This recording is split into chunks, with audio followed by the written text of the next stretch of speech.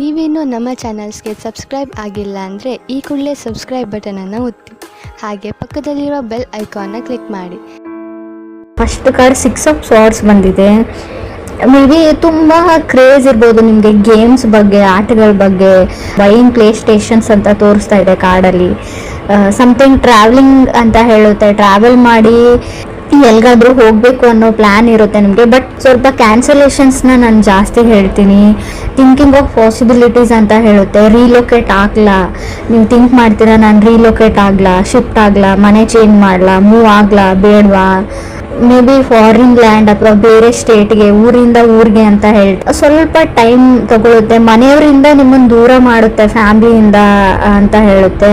So major indication ಏನಂದ್ರೆ ನೀವು ಯಾವ ಪ್ಲೇಸಲ್ಲಿ ಇದ್ದೀರಾ, ತುಂಬ ಜನ ಆ ಪ್ಲೇಸಲ್ಲಿ ಇರಲ್ಲ. ಸೊ ಲವ್ ಲೈಫ್ ರೀಡಿಂಗ್ ಇದೆ, ಬಟ್ 6 ಆಫ್ ಸ್ವಾರ್ಡ್ಸ್ ಇರೋದ್ರಿಂದ ಪ್ಲೇಸ್ ಚೇಂಜ್ ಆಗುತ್ತೆ ಅಂತ ಹೇಳ್ಬೋದು. ಸೊ ಏನೋ ರೀಇನ್ವೆಂಟ್ ಥರ ಆಗುತ್ತೆ. ನಿಮ್ಮ ಪಾರ್ಟ್ನರಿಂದ ನೀವು ದೂರ ಆಗ್ಬೋದು ಅಥವಾ ಅವ್ರ ಹತ್ರನೂ ಆಗ್ಬೋದು. ಕೆಲವರಿಗೆ ಚೇಂಜಿಂಗ್ ಆಫ್ ಪ್ಲೇಸ್ ಹೇಳುತ್ತೆ. 6 ಆಫ್ ಸ್ವಾರ್ಡ್ಸ್ ಅಂದರೆ ಏನು, ಒಂದು ನಿಮಗೆ ಪಾರ್ಟ್ನರ್ ಮೇಲೆ ಒಂಥರ ಕಿರಿಕಿರಿ ಮಾಡ್ತಾರೆ. ಪದೇ ಪದೇ ಕಾಲ್ ಮಾಡಿ, ಪದೇ ಪದೇ ಮೆಸೇಜ್ ಮಾಡಿ, ಅದರ್ ಪರ್ಸನ್ ಅಂತ ಅನ್ನಿಸ್ಬೋದು. ಅಥವಾ ಅದರ್ ಪರ್ಸನ್ಗೆ ನೀವು ಆ ಥರ ಮಾಡ್ತೀರಾ ಅಂತ ಕೂಡ ಅನ್ಸ್ಬೋದು 6 ಆಫ್ ಸ್ವಾರ್ಡ್ಸ್ ಇರೋದ್ರಿಂದ. ಸೆಕೆಂಡ್ ಕಾರ್ಡ್ ನನಗೆ 5 ಆಫ್ ಪೆಂಟಿಕಲ್ಸ್ ಬಂದಿದೆ. ಮೇ ಬಿ ತುಂಬ ಇನ್ವೆಸ್ಟ್ ಮಾಡಿದ್ದೀರಾ ಟೈಮ್ ಆ್ಯಂಡ್ ಮನಿ ರಿಲೇಷನ್ಶಿಪ್ಗೆ ಅಂತ ಅನ್ಸುತ್ತೆ ಕೆಲವರು. ಬಟ್ ನೀವು ಅನ್ಕೊಂಡಂಗೆ ಏನೂ ಆಗ್ತಾ ಇಲ್ಲ ಅಂತ ಕೂಡ ಅನ್ನಿಸ್ತಾ ಇದೆ. ಹಣ ಹೋಯ್ತು, ಟೈಮ್ ಹೋಯ್ತು, ತುಂಬ ಡೇಟ್ ಮಾಡಿದ್ದೀರಾ ಆ ಪರ್ಸನ್ನ. ಬಟ್ ಅಂಡರ್ಸ್ಟ್ಯಾಂಡಿಂಗ್ ಏನೂ ಬೆಳೆದೇ ಇಲ್ಲ, ಅವ್ರು ನನ್ನನ್ನು ಅರ್ಥನೇ ಮಾಡ್ಕೊಂಡಿಲ್ಲ.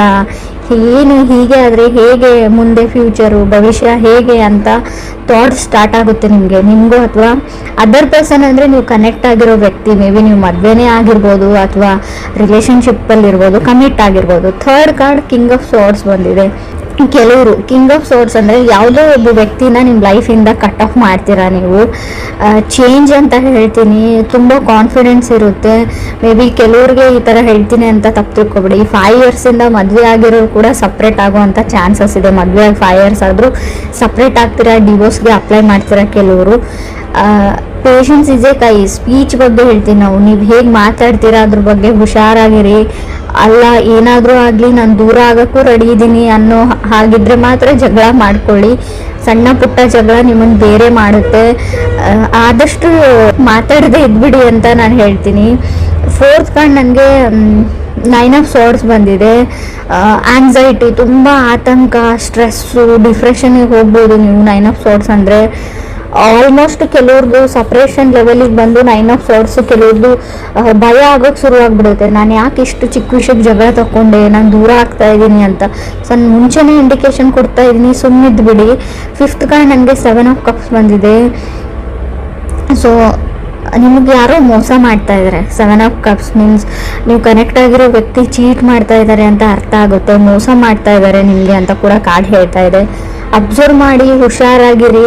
ಅವ್ರು ಬಣ್ಣದ ಮಾತಿಗೆ ಮಳ್ಳಾಗಬೇಡಿ ಅಂತ ಹೇಳ್ತೀನಿ. ಈ ರಿಲೇಷನ್ಶಿಪ್ಗೆ ನಿಮಗೆ ರಿಲೇಟಿವ್ಸ್ ಕಡೆಯಿಂದನೂ ಬರ್ಬೋದು, ಮದುವೆ ಫಿಕ್ಸ್ ಆಗೋ ಲೆವೆಲಿಗೆ ಇರ್ಬೋದು, ಆಲ್ರೆಡಿ ಎಂಗೇಜ್ಮೆಂಟ್ ಆಗಿರ್ಬೋದು. ಬಟ್ ಅವ್ರು ಹೇಳಿರೋದೆಲ್ಲ ಸುಳ್ಳು ಕಾರ್ಡ್ ಹೇಳ್ತಾ ಇದೆ. ಎಲ್ರಿಗೂ ಅನ್ವಯಿಸುತ್ತೋ ಇಲ್ವೋ ಗೊತ್ತಿಲ್ಲ, ಬಟ್ ಕೆಲವರಿಗೆ ಖಂಡಿತವಾಗ್ಲೂ. 6th ಕಾರ್ಡ್ ನನಗೆ ಪೇಜ್ ಆಫ್ ಸ್ವಾರ್ಡ್ಸ್ ಬಂದಿದೆ.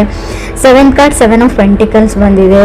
ನೀವು ತುಂಬ ಟ್ರೈ ಮಾಡಿದ್ದೀರಾ, ಯುವರ್ ಬೆಸ್ಟ್ ವೇಟ್ ಮಾಡಿದ್ದೀರಾ, ಎಲ್ಲ ಮಾಡಿದ್ದೀರಾ. ಬಟ್ ಕಂಟ್ರೋಲ್ ಮಾಡೋಕೆ ಆಗ್ತಾ ಇಲ್ಲ ನಿಮಗೆ. ಯಾರನ್ನು ಚೂಸ್ ಮಾಡಲಿ ಅಥವಾ ಯಾರನ್ನು ಬಿಡಲಿ ಅನ್ನೋ ಲೆವೆಲಿಗೆ. ಆ ರಿಲೇಷನ್ಶಿಪ್ಪಲ್ಲಿ ಇರೋಕ್ಕೂ ನೀವು ತುಂಬ ಟ್ರೈ ಮಾಡಿದ್ರಿ. ಮದುವೆ ಆಗಿ ತುಂಬ ವರ್ಷ ಆಯಿತು, ಇವಾಗ ಬಿಡೋಕ್ಕೂ ಆಗಲ್ಲ. ಗೌರವ, ಮಾನ, ಮರ್ಯಾದೆ ಪ್ರಶ್ನೆ ಎಲ್ಲ ಯೋಚನೆ ಮಾಡಿದ್ರಿ. ಬಟ್ ಕಡೆಗೆ ಬೇರೆ ದಾರಿ ಇಲ್ಲ ಅಂತ ಕೆಲವ್ರಿಗೆ ಅನಿಸಿರ್ಬೋದು. ಸಪ್ರೇಟು ಆಗ್ತಾ ಇದ್ದೀರಾ ಕೆಲವರು ಅಂತ ಹೇಳ್ತಾ ಇದೆ. 6 ಆಫ್ ಸ್ವಾರ್ಡ್ಸ್ ಏನು ಹೇಳುತ್ತೆ ಅಂದರೆ, ಆ ವ್ಯಕ್ತಿ ನಿಮ್ಗೆ ಚೀಟ್ ಮಾಡ್ತಾ ಇದ್ದಾರೆ ಅಂತ ಗೊತ್ತಿದೆ, ನಿಮಗೆ ಮೋಸ ಮಾಡ್ತಾ ಇದ್ದಾರೆ ಅಂತ ಗೊತ್ತಿತ್ತು. ಬಟ್ ಆದರೂ ಇಷ್ಟು ವರ್ಷಗಳ ಕಾಲ ಇದ್ರಿ, ಬಟ್ ಇನ್ನು ಮುಂದೆ ಆಗ್ತಾ ಇಲ್ಲ. ಸೊ ನೀವೆಷ್ಟು ಪ್ರಯತ್ನ ಪಡಬೇಕು ಅಷ್ಟು ಪಟ್ಟಿದ್ದಾಗಿದೆ.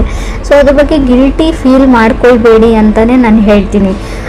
ಸೊ ಲೆಟ್ ಗೋ ಮಾಡಿ, ಮೂವ್ ಆನ್ ಆಗಿ, ನಿಮ್ಮ ಲೈಫಿಗೆ ಏನು ಬೇಕೋ ಅದನ್ನು ನೀವು ಮಾಡ್ಕೊಳ್ಳಿ ಅಂತಲೇ ಕಾರ್ಡ್ ಹೇಳ್ತಾ ಇದೆ.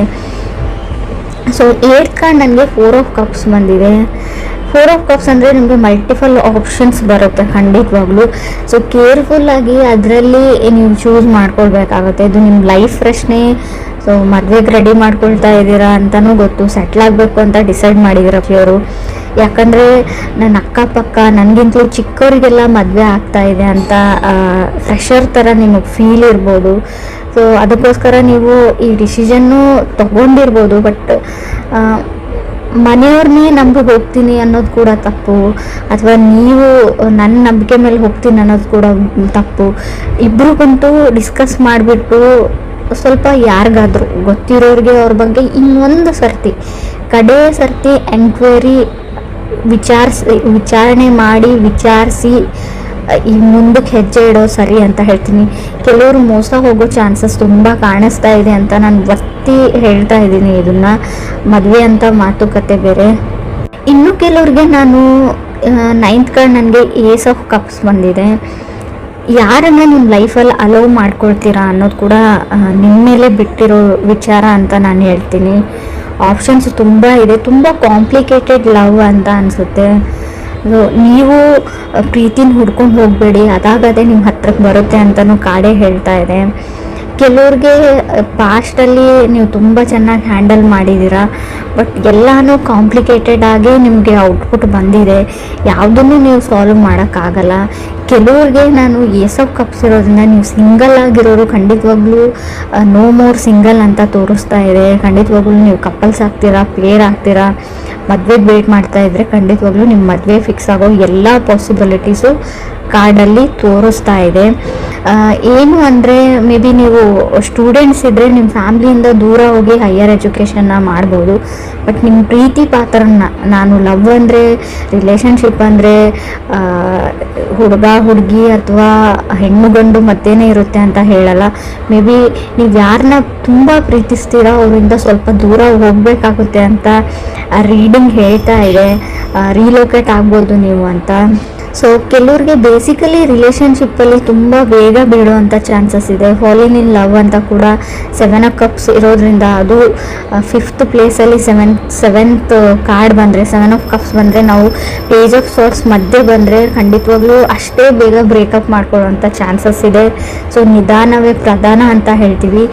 ತಾಳ್ಮೆ ತುಂಬ ಇಂಪಾರ್ಟೆಂಟು. ಇನ್ನೂ ಕೆಲವ್ರಿಗೆ ನೀವು ಮ್ಯಾರಿಡ್ ಇರ್ಬೋದು ಅಥವಾ ರಿಲೇಷನ್ಶಿಪ್ಪಲ್ಲಿ ಇರ್ಬೋದು, ಏನೋ ಸಣ್ಣ ಪುಟ್ಟ ವಿಷಯಕ್ಕೆ ಜಗಳ ಬರುತ್ತೆ ನಿಮ್ಮ ಮಧ್ಯೆ. ಮುಂಚೆ ಬರ್ತಾಯಿತ್ತು, ಹಾಗೆ ಪ್ಯಾಚಪ್ ಆಗ್ತಾಯಿತ್ತು ಅಂದರೆ ಇನ್ನು ಮುಂದೆ ಪ್ಯಾಚಪ್ ಆಗೋ ಚಾನ್ಸಸ್ ಇಲ್ಲದೆ ಇರೋದ್ರಿಂದ ಜಗಳ ಮಾಡಿಕೊಂಡ್ರೂ ಸುಮ್ಮನೆ ಇರೋದು ಒಳ್ಳೆಯದು. ನಿಮಗೆ ಸ್ಪೆಷಲಿ ಹೇಳ್ತಾ ಇದ್ದೀನಿ, ನೀವು ಸುಮ್ಮನೆ ಇರೋದ್ರಿಂದ ನಿಮ್ಮ ರಿಲೇಷನ್ಶಿಪ್ ಉಳ್ಕೊಳ್ಳುತ್ತೆ. ಯಾವುದೇ ರಿಸ್ಕನ್ನು ಕೂಡ ತಗೊಳ್ಳದೇ ಇರೋದು ಬೆಟ್ರು. ನಾನೇನೋ ಹೇಳಬೇಕು ಯಾರಿಗೂ, ನಿಮ್ಮ ಬಾಸ್ ಇರಲಿ, ನಿಮ್ಮ ಮನೆಯವ್ರು ಇರಲಿ, ಅಥವಾ ನಿಮ್ಮ ತಂದೆ ತಾಯಿ ಇರಲಿ, ಅಥವಾ ನೀವು ಪ್ರೀತಿಸಿದ ವ್ಯಕ್ತಿನೇ ಇರಲಿ. ಸೊ ಅವ್ರಿಗೂ ಕೂಡ ನೀವು ಯಾವಾಗಲೂ ಅದೇ ಮಾತು ಹೇಳ್ತಾ ಇರ್ತೀರ, ಬಟ್ ಆ ಮಾತು ಮುಂಚೆ ಹರ್ಟ್ ಆಗಿರಲ್ಲ.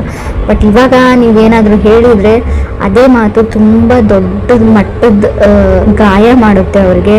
ಇದರಿಂದ ಎಲ್ಲನೂ ನೀವು ಕಟ್ಟಿರೋ ಏನು ಹೇಳ್ತೀರಾ, ಇಲ್ಲಿವರೆಗೂ ಕಟ್ಕೊಂಡು ಬಂದಿರೋ ಸಂಪಾದಿಸಿದಂಥ ರಿಲೇಷನ್ಶಿಪ್ಪು, ಬಾಂಧವ್ಯ ಎಲ್ಲನೂ ಮುರಿದೋಗೋವಂಥ ಚಾನ್ಸಸ್ ಇದೆ. ರೀಡಿಂಗ್ ನೆಗೆಟಿವ್ ಅಂತ ಅಂದ್ಕೊಳ್ಬೇಡಿ, ತುಂಬ ಪಾಸಿಟಿವ್ನೆಸ್ ಇದೆ ಇಲ್ಲಿ. ಮದುವೆ ಆಗುತ್ತೆ, ಮದುವೆ ಫಿಕ್ಸ್ ಆಗುತ್ತೆ, ರಿಲೇಷನ್ಶಿಪ್ಪಲ್ಲಿ ಇರ್ತೀರಾ, ಫಾರಿನ್ ಲ್ಯಾಂಡಿಗೆ ಹೋಗೋ ಎಲ್ಲ ಚಾನ್ಸಸ್ ಇದೆ, ರಿಲೊಕೇಶನ್ ಇದೆ, ಹೈಯರ್ ಸ್ಟಡೀಸ್ ಇದೆ. ಕೆಲವ್ರಿಗೆ ನೀವು ಪ್ರೀತಿಸಿದ ವ್ಯಕ್ತಿನೂ ನಿಮ್ಗೆ ಸಿಗ್ತಾರೆ. ಬಟ್ ನಿಮ್ಮ ಮಾತಿನ ಬಗ್ಗೆ ಅಷ್ಟೇ ನೀವು ಗಮನ ಇರಬೇಕು. ಜಗಳ ಮಾಡ್ಕೊಳ್ಬಾರ್ದು ಅಷ್ಟೇ. ಕೆಲವ್ರು ಖಂಡಿತ ಜಗಳ ಆಗುತ್ತೆ, ಅವಾಗ ನಿಮ್ಗೆ ಆತಂಕ ಆಗುತ್ತೆ, ಸ್ಟ್ರೆಸ್ ಆಗುತ್ತೆ. ಬಟ್ ಅದು ಕಾನ್ಸಿಕ್ವೆನ್ಸಸ್ ಅಂತ ಹೇಳ್ತೀವಿ. ಮಾಡ್ಕೊಂಡಿರೋ ತಪ್ಪಿಗೆ ಅದನ್ನೆಲ್ಲ ನಾವು ಅನುಭವಿಸ್ಬೇಕು. ಏನೇ ಬರಲಿ ಅದನ್ನು ಹೆದರಿಸ್ತೀನಿ ಅನ್ನೋ ಕಾನ್ಫಿಡೆನ್ಸ್ ಇರಲಿ. ಎಲ್ಲೂ ಕುಸ್ತೋಗ್ಬೇಡಿ ಅಂತ ನಾನು ಹೇಳ್ತೀನಿ. ಆಗೋಗಿದೆ. ಸೊ ಅದನ್ನು ಆದಷ್ಟು ಸರಿ ಮಾಡೋಕ್ಕಾಗ್ತಾ ಇದೆ, ಸರಿ ಮಾಡ್ಕೊಳ್ಳಿ. ಇಲ್ಲ ನನಗಿಷ್ಟ ಇಲ್ಲ ಸರಿ ಮಾಡ್ಕೊಳ್ಳೋದಂದರೆ ಬಿಟ್ಬಿಡಿ. ಹಳೆದ್ರ ಬಗ್ಗೆ ಯೋಚನೆ ಮಾಡಬೇಡಿ, ಫ್ಯೂಚರ್ ಬಗ್ಗೆ ಥಿಂಕ್ ಮಾಡಿ, ಲೆಟ್ ಗೋ ಮಾಡಿ, ಮುಂದೆ ಹೋಗಿ ಅಂತ ಬೇಸಿಕಲಿ ಕಾರ್ಡ್ಸ್ ಹೇಳ್ತಾ ಇದೆ. ಸಿಂಗಲ್ಸ್ ಇರೋರ್ಗೂ ಅಷ್ಟೇ, ಖಂಡಿತವಾಗ್ಲೂ ನಿಮ್ಮ ಲೈಫಲ್ಲಿ ಹೊಸ ವ್ಯಕ್ತಿ ಬರೋ ಚಾನ್ಸಸ್ ಪೇಜ್ ಆಫ್ ಸಾರ್ಟ್ಸ್ ಇರೋದ್ರಿಂದ ಕ್ಲಿಯರ್ಲಿ ಗೊತ್ತಾಗ್ತಾ ಇದೆ. ಸೊ ಕೆಲವ್ರು ನಿಮಗೆ ಮೋಸ ಮಾಡ್ಬೋದು. ಸೊ ಅದರಿಂದ ಕೂಡ ಹುಷಾರಾಗಿರಿ ಅಂತ ಹೇಳ್ತೀನಿ.